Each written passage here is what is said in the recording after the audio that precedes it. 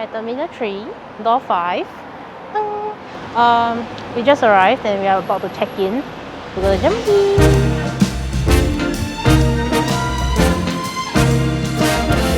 Hello. Ta. My mom's there. Still not even like on the off the highway yet. So we're just waiting for them to check in together.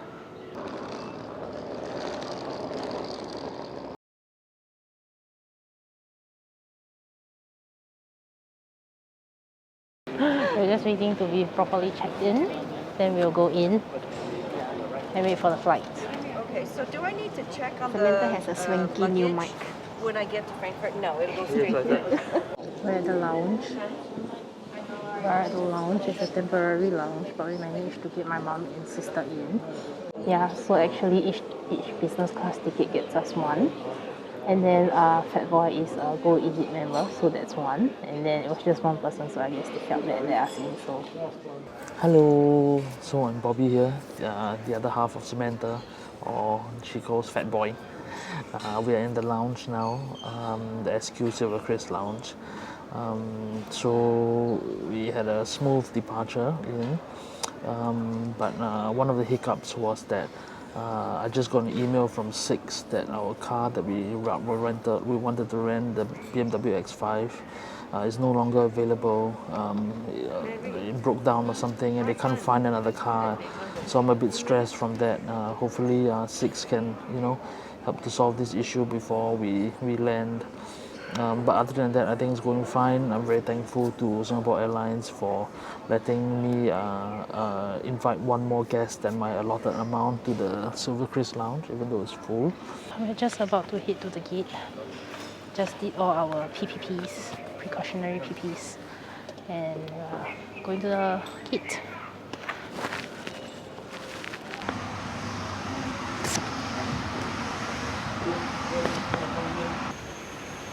Oh, haven't walked to something like this in a long time, man.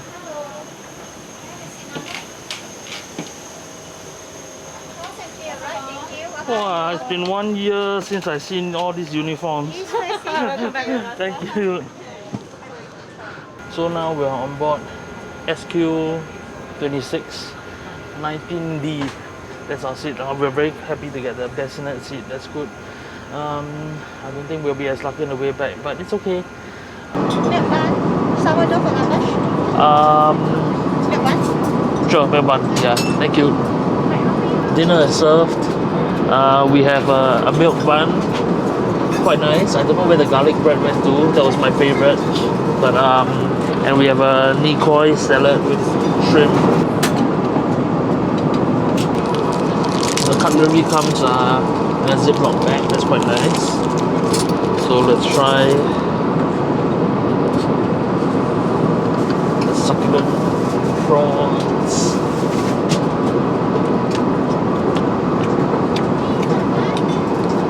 Very good. Very good. The bun's still warm. It's a tenderloin. This is a beef tenderloin. New on the book the cook menu. Thank you. This is a beef tenderloin.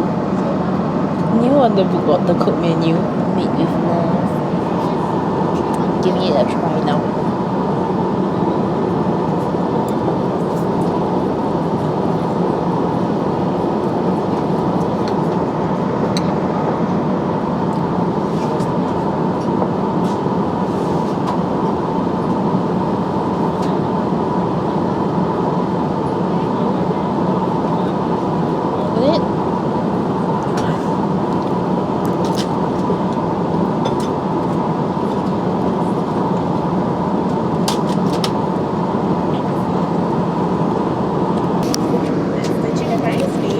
Oh, it looks good. And we have some condiments for you. Yep. Some lobsters and also the ginger and also some of the achar for you. Thank you. Thank you. Please enjoy it now.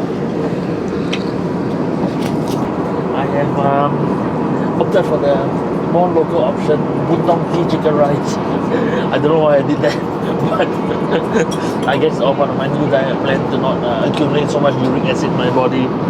But we have some achar, smells good, though. Wow, the acar is good. Acar is good.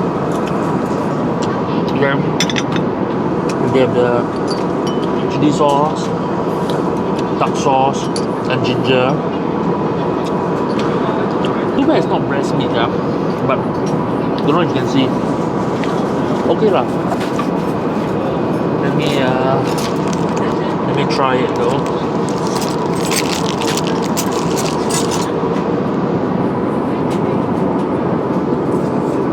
Wow. The one is good. Got flavor. It's like eating a good donkey.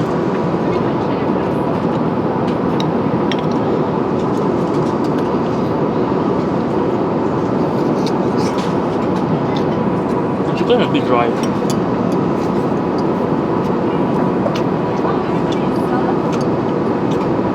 Oh, but the chili is legit. The chili and the dark sauce mixed together is legit. It makes the dry chicken really good. I think the acar, not bad. The rice is the key point. The rice is good.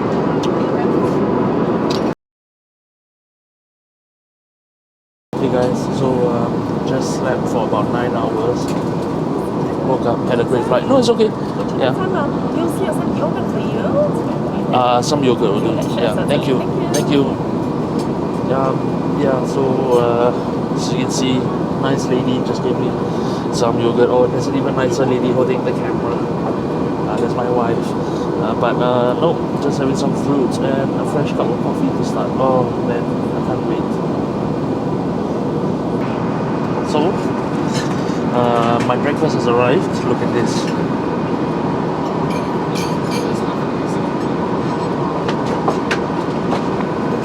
The ingredients are quite fresh.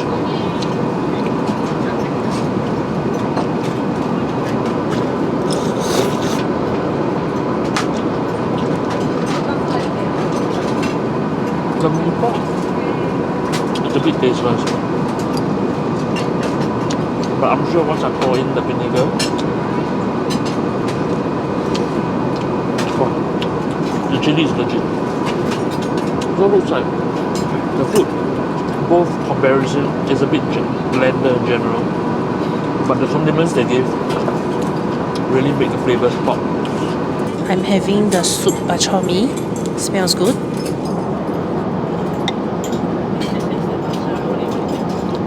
Look at my wife. She wiped out the whole bowl of noodles. That must have been a really good bowl of noodles. Sam, was it good? Good.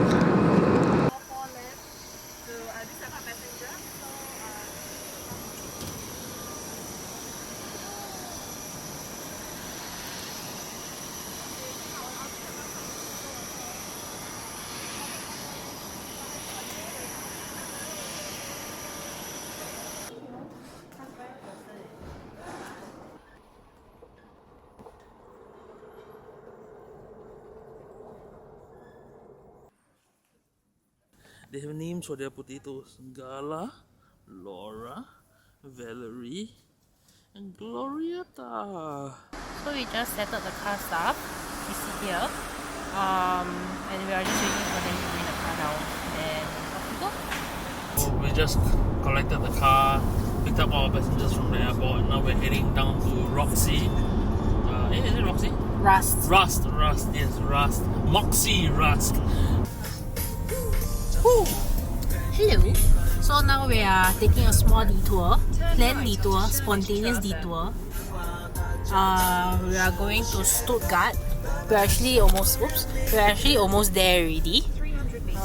We're just going to have a look at the Mercedes-Benz Museum.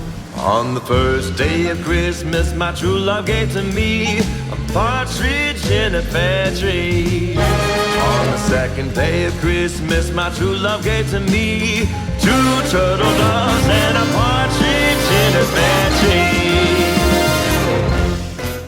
Hello guys, so it's the next morning. We've endured one night. Now the reason why I used endured was because yesterday was really a horrible day. I've contemplated sharing this for a while, but I thought heck, just do it lah. So I don't want to blame any parties involved at this moment, but essentially after I picked up the car, you know how we talked about them not having an X5 for me, even though I booked it like months ago. So turns out they only have a Q7, and they made me pay an upgrade of 250 euros for the whole length of the trip, 10 days, for the upgrade. I wasn't too happy about it, but you know what, I don't want to think so much about it lah, just do it lah. So I took that, and then when we were nearing Stuttgart, I had a puncture on the tire. I must have hit the curb or hit a nail or something. So it was quite stressful, and everybody was just like trying to figure out what to do together. I said, never mind, you guys go enjoy yourselves at the Mercedes Museum, and then the rest of us, I'll just take care of this alone. So I tried calling the Sixt hotline. The first time someone picked up, couldn't speak a word of English, told me to call back 15 minutes later until when someone speaks English is around. So I'm like, okay. So this is a 24-hour hotline, by the way, roadside assistance. So I hung up, panicked for the 15 minutes, trying to use that tire system. Everything spilled out, got like white stuff all over the tire. I'm like, and then after that, I tried calling the assistants again. A few times they didn't pick up, and then finally someone picked up who spoke English. And I don't know if this is the culture in Germany or what, but basically they just called a tow truck and then they left it to the tow truck. And then I'm like, okay. So the tow truck came, we towed up everything. The tow truck driver was quite nice. He spoke English. I think he had a Scottish accent. And then he brought me to Audi. He said that he couldn't change the tire. He had to bring it to Audi. That was the SOP, so fine. We went to Audi. And then in Audi, no one spoke a word of English. It was just like quite humiliating because I was just standing there. I'm like on my holiday, sacrificing time out of this to do this, and they keep asking me, oh, do you want to repair it now? It will take 2 to 3 days. I'm like, I really don't know how this is my problem, but okay. So after a while, I just got sick of it. I called Sixt, and then Sixt was like, okay, we'll arrange a replacement for you, but you need to go to Stuttgart Airport, which is like 20 kilometers away. And I have no idea how to book. There's no Uber or anything, so I booked I found this young chap in Audi. I think it's an intern or something, but he was really good. He spoke really good English. He was probably the only person in Audi that treated me like a human, treated me well actually. The rest of them just like either sniggered or turned a blind eye. I don't know whether it's racism or what. So he was really nice. He reassured things. He even called a cab for me. I gave him a small tip after that, but I just really want to shout out to this young chap. I think you have a future in life, and I really hope you find another company that doesn't bully you and treat you like a coffee boy, like the way Audi Germany and Stuttgart does. I hope someone who values you will hire you, and you will go far in life. So onward. But anyway, so I got to the airport. I picked out a car, and they were like, oh no, so you have a Q7 now, it's luxury, so we can't give it to you because you're going to return it in Frankfurt, and all our branches are, they're not the same, so we can only give you an XC90. Now obviously at that time, when you're like desperate, it's been 4 hours since the whole ordeal happened, and you're just alone carrying like everybody's luggages with you, basically stacking one on top of the other, and then just precariously trying to roll them around the airport. You just take what you can get, right? So I got it, and turns out it's a great car. I mean, features wise, it's great. It's just like severely underpowered. When I'm on the highway, on the autobahn, I floor the car and it's like 160 kilometers per hour. But on the Audi Q7, at 160 kilometers per hour, I'm on like 2,000 RPM. So it's fine, right? It's fine. It's a replacement car. But I'm just a bit peeved. I'm not sure if I'm gonna be due a refund. Didn't want to think about that at first. But I asked for an X5. I paid for an X5. They didn't have it. They asked me to pay for a Q7, so I paid for a Q7. And then after that, with all the limited liability damage waivers and stuff like that, so it's zero excess. And then now something happens. I get replaced replaced with an XC90 because they say that the X5, even the X5 is too high class as a luxury vehicle, and they cannot give it to me as a replacement. So I'm not sure if I'm going to be due a refund for all this. But I'll just let Sixt come back to me on that. But yeah, after finding my way to the airport, getting the car and coming back, fetching the ladies up from their supermarket adventure, I had to drive in the middle, like in absolute darkness at 180 k's, which it's a traumatic experience. I don't really want to do that again for the first. Even with cruise control and auto steering turned on, I'm like at the edge of my seat. Like I don't even know how to fathom. It got so bad that when you reach the stretches of road that's 120 k's, right, it feels like you're going at snail's pace. Like your brain is really accustomed to like reacting to stuff like so quickly, like people cutting into your lane, and stuff. I mean, the Germans drive really well, but I know there's one or two bad eggs that just like literally just swing in at 180 k's, like. I mean, yeah, and then because the car's auto super high tech cruise control, just woo, and then they'll just brake super hard just to accommodate the thing, and then after that, the moment he swings out, he'll just woo, accelerate all the way to 180k again. So yeah, but well, we got here safe and sound, so I think that's the most important. So the rest of you at home, if you see this, pray for us. That the rest of the trip will be smooth, that whatever bad that was going to happen had already happened, and that I'll be able to see the silver lining here, and be able to praise God for why this happened to us at the beginning of the trip. If not, I'll see you guys the next episode. Bye.